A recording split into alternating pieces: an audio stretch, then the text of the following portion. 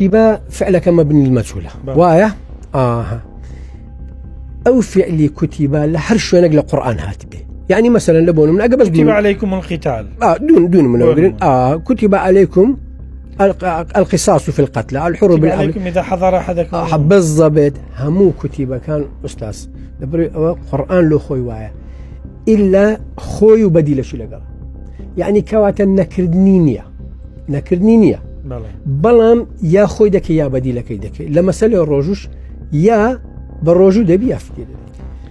بسم الله الرحمن الرحيم. خشيفتان وصلاة خير جورتان لقيت أمروه بودكاستكم بيني دزجاي ميديا روداو ميواني كاينا وميوانا كباسي وياكل كرمضان كاتكي جيرة أويك إما هزاران صال ورمان قرتوك همو صالك دروج بيتك بيشوا أصلينية ورمضان لدواي ورزي هاوين يعني لسرتاي ورزي بايزايا ألو كاتا همو صال دوبارا بيتوا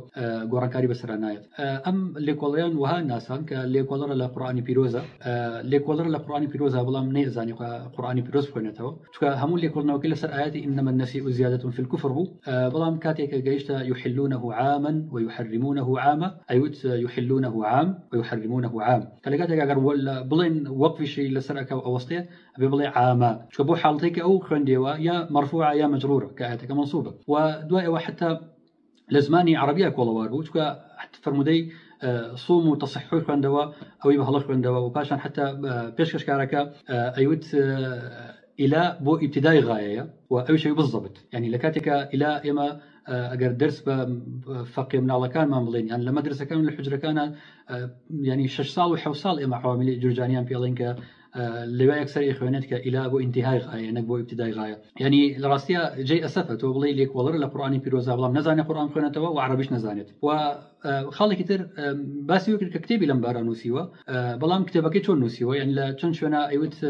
بقرن أو بو جوجل حتى بيشكش كاركت شاكي كل شونك وصان ديوتي جوجل يعني شونك بو قران هموش تيجي يعني تو كيالت أو سايتيش ورد قرتوا جي متمانة يعني زور دنيا بقول لك جي متمانة وتي شي سايتك وتي نازم ناوكيتشي تو كنا زينا وكيتشي شو نزاني كجي متمانة وبتعبت وكتبت يعني نسيوا يعني معقولة لك تبغي خوتها لبردس أي خوين تو نزاني لك وتور قرتوا يعني أمانة زور جار أويك خلقك برشاوروني نبيت يعني نتواني بدوش تكانا بروا أما استغلالك أنا ما قصناه يعني وقت خلق جمرات كان أجنا يعني أمشتنو أم كسانو أبمشي وقصر كرني أوني لراسيا بيشي وكورجيت وخلي كتر يعني أو كاتك الله إنما النسيء زيادة في الكفر شون تفسير أم آتت ورقت أما آتت شون تفسير كرت شو لراسيا يعني أجرتوا تنها بيش بقرآن مبسي وازف كتابكاني تفسيره وازلك فرمودة بينهيت يعني أم آتكم الله دستواجتها كشن وجه ورقت يعني نازاني كم بس في كام يعني أصلا وشي نسيء يعني حتى نازاني تشيان حلال كردو تشيان حرام كردو يعني معناه آياتك روني أجر بيش نبسي بتفسير بيغمبري عليه الصلاة والسلام يا ما تفسير الصحابة تولكاتك كبريارة تنهب القرآن قريته أم تفسيرات لكوي هنا شكون ناكريت ناتواني بقي بم تفسيره إلا أجر بيش نبسي بتفسير بيغمبري عليه الصلاة والسلام يعني بكتب كاني تفسير وخالي كتير يعني أيوت يعني تقريبا ليقول إنه كيف حساب أيوت القرآن بيروزة بلام بشتي بروداوكاني ميجوا بس شكون سيب واقع وسيب روداوي ميجوي ببلغينا وبو بشت راس كنو تفسيرك اتو بخاري مسلم رتا كيتو كبهسترين كتابي ميجوا بهسترين كتابي فرموديه اتو هيج كتابي كي ميجونيه كبقاتا ربعك قوتي او اخير بخاري مسلم رتا كيتو بلام كتابي كي ميجو كتب بلغلكاتك كموافقه هواي توب كلكاتك بوشي وشنيه حلتي جيشتو لي وكسروني كينو وهروها يجيت له خلانا هات تفسيري مانجا عربي كاني بو كردين بلام تفسيري كي لغوي باشا تو ام تفسير اللغويات لكوينا يعني أو زاناني كلغان بو إيمانوسيوتو كتابكاني معجم همو معاجم زماني عربي توناتو زاناني زماني عربي روشتون بادية لا دي كان قراون زمانيا الأعراب ورقتو لو عرباني كتكلنا بون بخلق شرط زمانيا تبشت بوشي ونوسيوناتو يعني همان ريربي كفرمودي بيجيش فرمودي بيان نقل كراوة لكاتك نقل كردني فرمودي زور بيسترا خيرتو فرمودي رضا كيدو بلام لملاوة كتابكاني معجم زماني عربي ورقتو قبولانك تفسير قرآن بيكي وإذا راسيا ما نهم تناقض لمنهجيتي أمانة لا شوازي بلقي هنا أنا وقصة كردني أنا وخالقتر لو خالانا أويك فرمودي هنا يو يعني حتى لكوتاي قصكانيا كفرمودك شي بالله عندوا صوم تصحوي هنا يو لكاتي كان فرمودان ديك لزاني أنا فرمود ضعيفة بلا بواز لو بينك ضعيفة صحيحة يعني تو فرمودي بخاري مسلم رتكيتو فرمودي رتكيتو والله تنها قرآن ورقرم خير يستا فرمودي هنا تو كواتم منهجيت لاي أوان أويك هرشتك موافقيه هو أرزيام كا ورقرم وأجر موافقي شي نكر وري ناقرن وبس وانا كرك أم قرانا يعني ك ینی لە هەر ساڵێکە دە ڕۆژ ڕەمەزان دێتە پێشەوە کە عومەری کوڕی خەتاب دایناوە پێشکارەکەی وت بەنی ئومەیە دایانناوە ینی لە ڕاستی ئەگەر ئێمە سیر بکەین پێغەمبەری خوا عەلەیهی سەلام سەدەمی خۆیان ئەم واقعە بەرجەستە بووە ینی یەکەم ڕەمەزان کە ئێمە گەر باسی واقعی بەدری گەورە بکەین کە حەڤەی ڕەمەزانە لە ساڵی دوی کۆچیە ئەگەر 6 ساڵ دوای ئەوە سیر بکەین کە فەتحی مەککەیە لە ڕەمەزانە ینی ڕەمەزان لە 2 هیجری بۆ 6 ساڵ دوای ئەوە ئەگەر مقارنە بکەین بە ساڵی زاینی کە 624 زاینی تاوەکو 630 زاینیەکات ئەگەر ڕۆژ و مانگ وەربگریت 66 ڕۆژ فەرقی کردو کەواتە مەشتێکە لە سەردەمی پێغەمبەری خوا عەلەیهی سەلام نە شتەکە پەیوەندی بە عومەری کوڕی خەتابەوە هەیە نە پەیوەندی بە بەنی ئومەیەوە هەیە و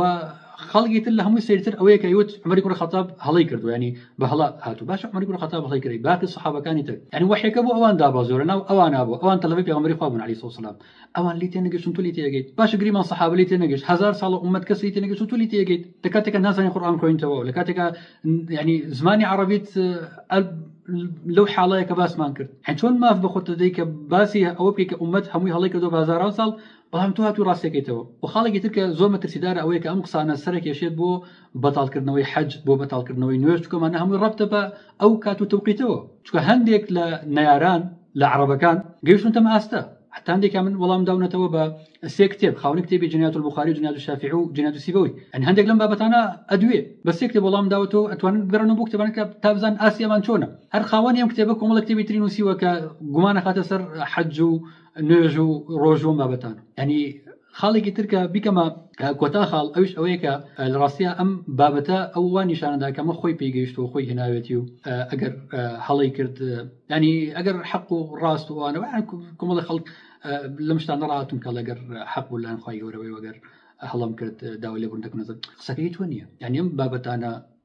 مستشرقین و ڕۆژهەڵات ناسان دەمێکە باسییان کردەوە وهروە ئێستا لە ساحە عەرەبیەکە چەندین ساڵە ئەوروژێنرێت یعنی من بە تەحەدا وەڵام کە تۆ یەک خاڵەم خاڵانت باس نەکردەوە کە پێشتر خەڵکێک پێش تۆ باسی نەکردێت جابووی کە من لەسەر هەموو خاڵەکان نەوەستم چکە گەر لەسەری وەسم ڕاستیە زۆر درێژە بێتەوە چکە هەر دێڕەکەوتوتە پێویستی بۆی کە ڕاستکرێتەوە بەڵام بۆی کە پێویست نەکە من دابنیشن ڤیدیۆک لەسەر تەسجیل بکەم من لێرەوە تەحەدای بەڕێستە و هەر کەسێکی تر کە لە پێگەی سنەت هەیە تەحەداتانەکەم باب دابنیشین لەسەر پێگەی سنەت لەسەر حجەتی سنەت قسە بکەیت تا بزانین ینی لە ڕاستیە سنەت پێگەکەی چێ بۆ ئیسلام بۆ قورئان هەرچەندە من دڵنیام کە کەستان جوڕەتیەوە ناکەن هەموو ئەوانەی کە لە پێگەی فەرموودە ئەدەن و ئەیانەوێت کە ئەڵێن تەنها دەست بە قورئانەوە بگرێت و تەحەدایەکی تر کە تایبەتە بم پێوە بڕێزەوە مادەم کە تۆ بڕیارە و ناساندیتیان کە لێکۆڵەری قورئانی پیرۆزی و لە بابەتێکی وا ترسناک قسە دەکەیت لە قیامەتی خۆت ناترسی من تەحەداکەم هەتاوەکو 2 ڕۆژی تر خۆت ئامادە بکە 5 پرسیارت لێ ئەەکەم دەربارەی قورئانی پیرۆز تەنها 5 ئاەتت بۆ وڵام تەفسیری بکەین شتەکەم قورس نییە مادەم تۆ لێکۆڵەری لە قورئانی پیرۆز تەمەنێکی زۆر تیا سەرف کردووە ئەبێ بیزانی تەفسیرێکی دروستی بکەیت کاتێک کە تۆ تەنها پشت بە قورئانە بەستی وعد بێت وایسە من ڤیدیۆکە بڵاو بێتەوە هەموو خەڵکی بینێت منیش لەگەڵ تۆ ئەم ڕەمەزانە لایڤ بکەمەوە لە کاتی پێشاوی خەڵکەوە من دەستکەم ئەو خواردن و نان خواردن و ڕۆژەکەم بشکێنم ئەمە قسەیەکی زۆر گەورەیە بەڵام ئەوەندە دڵنیام کە ناتوانانی وەڵامم تەحەدایە بیتەوە و ئەگەر وەڵامی شتدایەوە ئەوەندە دڵنیام کە ناتوانین لە قورئانی پیرۆز تێ بکەیت قسەیەکە وای گەورە لێم خۆش بێگەر قسەکەت ئاوام بێ بەڵام بۆی کە بزانن ئەمانە ئاسیان چۆنە ڕەجاء دینەکەتان ئەوە بە ئاسان مەگرن هەر کەسێک 4 کەلیمە قسەی کرد خێرا پێی خەڵەتێن و بڕای پێ بکەن و شوێنی بکەون چکە لە ڕاستی ئەمانە خۆشیان نازان چیاڵێن خی گەورە موفق سەربەرستان کە وەسەلام عەلەیکم ورحمەتوڵڵاهی وبەرەکاتوه